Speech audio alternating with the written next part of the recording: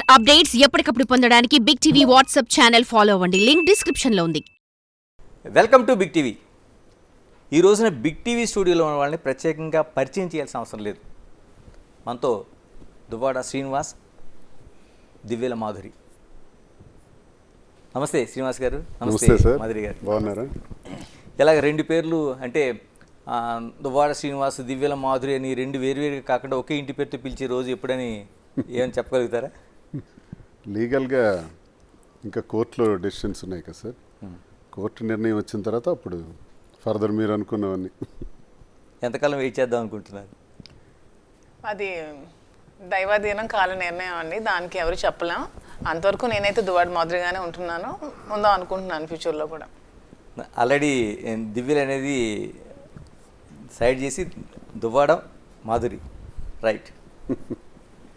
First ముందుగా అంటే ఆయన పాలిటిక్స్లోన ఒక హీరో. సాధారణంగా ఆయన ఉండే విమర్శలు కావచ్చు, లేకపోతే ఆయన ప్రతిపక్షాన్ని ఎదుర్కొనే తీరు కావచ్చు, చాలామందికి విలన్ కూడా ఆయన. అలాంటి ఆయన్ని హీరోగా పెట్టి ఒక సినిమా తీయబోతున్నారు. ఏంటి ఫస్ట్ ఆ సినిమా కోసం చెప్పండి ఫస్ట్, ఎందుకంటే ఇవన్నిటికంటే ముందు మీరే మాధురి గారి ముందు చెప్పాలి, ముందు మీ హీరో కాబట్టి. సినిమా అంటే ఏం కాదండి, ఆల్రెడీ వాలంటీర్ అని ఒక మూవీ తీసాము. సార్ని మేజర్ రోల్గా పెట్టి ఒక మూవీ తీయడం జరిగింది. ఈ గత కొద్ది రోజులుగా జరుగుతున్న ఈ పరిణామాలకి మా స్టోరీ నచ్చి కొంతమంది డైరెక్టర్స్ మమ్మల్ని అప్రోచ్ అవుతున్నారు.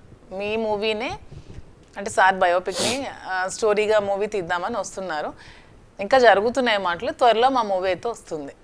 అంటే శ్రీనివాస్ గారి బయోపికా లేకపోతే మాధురి గారితో కలిపి ఉన్న బయోపికా? శ్రీనివాస్ గారి బయోపిక్ అంటే మాధురి లేకుండా ఉండదు కదా, మాధురితో ఉన్న బయోపిక్. ఓకే, అంటే ఎంతవరకు వచ్చినాయండి? అంటే అదేంటంటేనండి, ఆ స్టోరీలో 3 డైమెన్షన్స్. ఒక మధ్యతరగతి కుర్రాడు, ఒక మిడిల్ క్లాస్ బాయ్, ఏదో ఒక ఉద్యోగానికి వెళ్ళిపోయి జీవితం అయిపోయింది అనిపించుకోకుండా ఒక ఉన్నత స్థాయికి వెళ్ళాలి అని అనుకుని తీసుకునే నిర్ణయంలో ఆ మిడిల్ క్లాస్ బాయ్ నుంచి ఉన్నత స్థాయికి ఎదిగే వరకు పడే కష్టాలు, ఒక 25 సంవత్సరాల సుదీర్ఘమైనటువంటి ఒక యజ్ఞం, ఎన్నో కష్టాలు, ఎన్నో ఒడిదుడుకులు, అప్ అండ్ డౌన్స్, పడి. ఒకవైపు వ్యాపార సామ్రాజ్యం, ఈ రెండు అధిగమించుకుంటూ మీదకి వెళ్ళటం చాలా కష్టం. ఆ వ్యక్తే ఒక గ్రానైట్ ప్రపంచంలో, గ్రానైట్ అనేటువంటి మైనింగ్ ఫీల్డ్లో మంచి పేరు ప్రఖ్యాతులు వచ్చే విధంగా ఉన్నత స్థాయికి వ్యాపారంలో రావటం, రాజకీయాల్లో కూడా మంచి స్థాయికి వచ్చేటట్టు జరగటం, ఇవన్నీ కూడా ఒక మధ్యతరగతి కుటుంబీకుడికి ఎలా సాధ్యపడతాయి అన్నది ఒక మంచి ఒక యూత్కి ఒక ఎంకరేజ్మెంట్గా ఉంటుంది. ఇదిలా ఉంటే ఫ్యామిలీ కోణం. ఓకే, ఆ ఫ్యామిలీ కోణంలో వైఫ్ అండ్ హస్బెండ్ మధ్య పెళ్ళైన 28 సంవత్సరాలు, ఒక 4-5 సంవత్సరాలు మినహాయిస్తే మిగతా జీవితం అంతా కూడా ఈర్ష్య, అసూయ, ద్వేషం, ఇవి సాధారణంగా వైఫ్ అండ్ హస్బెండ్ మధ్య ఉండవు, 99% కూడా ఉండవు. కానీ ఎందుకు ఇది ఉంటుంది? ఎందుకు ఇలా వచ్చింది? అసలు కారణం ఏంటి?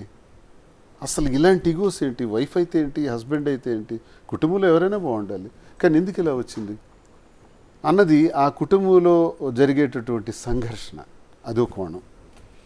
3వ డైమెన్షన్ ఏంటంటే ఇవన్నీ జరుగుతున్నటువంటి సందర్భంలో మాధురి కోణం. ఓకే, అసలు ఇదేంటి, జీవితంలో ఇలా జరుగుతాయా? అసలు మాధురికి దువ్వాడ శ్రీనివాస్కి సంబంధం ఏంటి?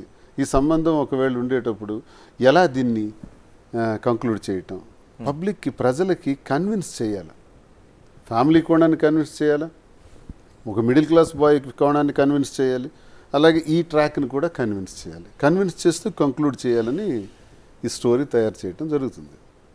సో ఏ రకంగా వస్తుందన్న చూద్దాం. ప్రొడ్యూసర్ ఎవరు? మాధురి గారు మీరేనా? లేదండి, కేరళ నుంచి ఒకళ్ళు ప్రొడ్యూస్ చేయడానికి రెడీగా ఉన్నారు. ఓకే, అంటే స్క్రిప్ట్ అది అంతా రెడీ అయిపోయింది అండ్ టోటల్ ఇప్పుడు శ్రీనివాస్ గారు చెప్పిందా? చేస్తున్నారు, ఇంకా ఫైనల్ కాలేదు. అంత ఫైనల్ అయిన తర్వాత చూద్దాం. మరి మాధురి గారి పాత్ర, మీ పాత్ర అయితే మీరే వేయగలుగుతారు హీరోగా? ఆయన ప్రొడ్యూసర్ ఇష్టం, డైరెక్టర్ ఇష్టం. అది సార్ చెప్పినట్టు అది ప్రొడ్యూసర్, డైరెక్టర్ ఇష్టం. నా పాత్ర వేయమంటే నేనే వేస్తాను, వేరే ఎవరినైనా పెడతారంటే అది వాళ్ళ ఇష్టం. ఆ లైఫ్లో నీకు ఒక అవకాశం లేదు, ఈ సినిమాలు ఎందుకు ఇస్తారు మరి మీరు? కరెక్ట్ పాయింట్, నా పాత్ర నేనే వేస్తాను. అదే కదా, అంటే శ్రీనివాస్ గారిని ఒక ఫైట్లు, డ్యూయట్స్ కూడా ఉంటాయండి ఇందులో. డ్యూయట్స్ అది మరి మీరు ఆయనకి నేర్పించాలి తప్పించి మీకు ఎలాగా, మీకేం చెప్పాల్సిన అవసరం లేదు కదా. నేను అందులో జీరో. డాన్సెస్. ఏం చాలా మంది హీరోలు హీరోయిన్స్ డాన్స్ చేస్తుంటే చేతులు కట్టుకుని నిల్చుంటారు, అది కూడా ఇప్పుడు అది కూడా fashion. ట్రెండే, ఫ్యాషన్. ఎలా మరి ఆ ప్రొడ్యూసర్ డైరెక్టర్ ఏ రకంగా డిజైన్ చేస్తారో చూడండి, వారి ఇష్టం. శ్రీనివాస్ గారు, మీ సినిమాది అంటే ఒరిజినల్ కథలోంచి అంటే డైరెక్టర్ ఎవరైనా చూస్తున్నారా, ఇంకా ఎవరైనా వచ్చే? వాళ్ళే చూసుకుంటున్నారు సార్, వాళ్ళే టీం రెడీ అవుతున్నారు వాళ్ళల్లోనే. అంతే యూత్ బ్యాచ్, ఓకే. పెద్ద ప్రామినెంట్ డైరెక్టర్స్ పేరున్న వాళ్ళు కాదు, యూత్ వింగ్స్ వాళ్ళంతా ట్రై చేస్తున్నారు. అంటే వాలంటీర్ అనేది వేరే మీరు తీశారు కదా ఒక సినిమా, వాలంటీర్ అనేది కంప్లీట్ గా పొలిటికల్ మూవీ. పొలిటికల్ అంటే జగన్మోహన్ రెడ్డి గారు ప్రవేశపెట్టిన పథకాలను చూపించాలని వాలంటీర్ మూవీ అని ఒక మూవీ తీసి అది ఎలక్షన్ ముందు రిలీజ్ జగన్మోహన్ రెడ్డి చేయడం. గారు ఏ కాన్సెప్ట్తో రాజకీయాల్లోకి రావడం జరిగింది, వచ్చిన తర్వాత ఆయన పరిపాలన ఎలా ఉంది, మళ్ళీ ఆయన్ని ఎందుకు ఎన్నుకోవాలి, మళ్ళీ ఆయన్నే ముఖ్యమంత్రిగా ఎందుకు చేయాలన్న కాన్సెప్ట్తో వాలంటీర్ తీసాం. అందులో నేను క్యారెక్టర్ చేశాను. అది కొంచెం రిలీజ్ చేయడానికి ఇబ్బందులు అయ్యాయి, పొలిటికల్గా సెన్సార్ ఇవన్నీ ఇబ్బంది వచ్చింది. యూట్యూబ్ ఛానల్స్లో ఓటీటీ ప్లాట్ఫామ్లో రిలీజ్ చేశాం. ఇప్పుడు మీ రియల్ లైఫ్ స్టోరీ ఒకటి ఉంది, అంటే మీరు యూత్ లీడర్ దగ్గర నుంచి ఇప్పుడు మాధురి గారి వరకు జర్నీ, పేరు ఏమైనా పెట్టారండి సినిమాకి అన్న? లేదండి, వాళ్ళు ఒక 4 టైటిల్స్ అనుకున్నారు. 2024 లవ్ స్టోరీ 2024 అని ఒకటి, దువ్వాడ శ్రీను మనసు దోచిన మాధురి అనేది ఏదో ఒక టైటిల్ రెడీ చేశాను. ఓ దువ్వాడ శ్రీను మనసు దోచుకున్న మాధురి, అదొకటి ట్యాగ్లైన్. ఇంకేదో ఒకటి చేశారు, ఆకాశంలో 7 రంగులు. ఓకే, అంటే ఇంద్రధనుస్ లాగా ఏ నడుస్తున్నాయి, అంటే అన్ని కలర్స్ ఉన్నాయి ఏది ఫైనల్ మా చేస్తారో స్టోరీలోనే. తెలియదు. మీకు అంటే ముందుగా many happy returns of the day. ఎందుకంటే మీ లైఫ్లో ఏం పుట్టినరోజులు ఎన్ని చేసుకున్నారో తెలియదు, కానీ మాధురి గారు చేసిన పుట్టినరోజు మాత్రం మీకు లైఫ్ లాంగ్ గుర్తుండిపోయే పుట్టినరోజు అనుకుంటా. చాలా బాగా చేశారు, ఐ ఫెల్ట్ వెరీ హ్యాపీ. ఈర్ష్య అసూయల మధ్య జరిగే ఇన్నాళ్ల పుట్టినరోజుల వేడుకల కన్నా ఈరోజు జరుపుకున్నవి, ఈ మధ్య నవంబర్ 4 జరుపుకున్నవి సంతోషంగా అనిపించింది నాకు. అందుకని మీకు ఒక కష్టమైన ప్రశ్న అడుగుదాం అనుకుంటున్నాను. మాధురి గారి పుట్టినరోజు ఎప్పుడు, ఎంత గ్రాండ్గా చేయాలనుకుంటున్నారు? డిసెంబర్ 12. ఓ, నేను ముందుగా ప్రిపేర్ చేశారా లేకపోతే గుర్తుపెట్టుకున్నారా? మీరే కదా ఇప్పుడు అడిగారు, అసలు క్వశ్చన్ అడుగుతారని కూడా మాకు తెలియదు కదా, మీరు అడిగిన క్వశ్చన్ కదా. అంటే ఇప్పుడే నెక్స్ట్ మంత్. ఓకే, నాది నవంబర్, తంది డిసెంబర్. అంటే ఆ రోజున మేము ఆ యూట్యూబ్లో అప్లోడ్ చేసినవన్నీ చూసాం. చాలా గ్రాండ్ గిఫ్ట్ మీకు. అంటే ఆవిడ ఇచ్చిన బహుమతితో పాటు ఆ చుట్టూ అరేంజ్ చేయటం కావచ్చు, మిగతా వాళ్ళందరినీ పిలవడం కావచ్చు, మిమ్మల్ని వెల్కమ్ చెప్పడం కావచ్చు. మరి మీరు ఎలా ప్రిపేర్ అవుతున్నారు? నేను నా పేరు చెప్పి తనే అన్ని ప్రిపేర్ చేస్తాను సార్, నేను అలా నిల్చుంటాను. ఏదో సరదాగా ఎంటర్టైన్. చాలా కాలం అలా నిల్చునే తప్పు చేశారేమో.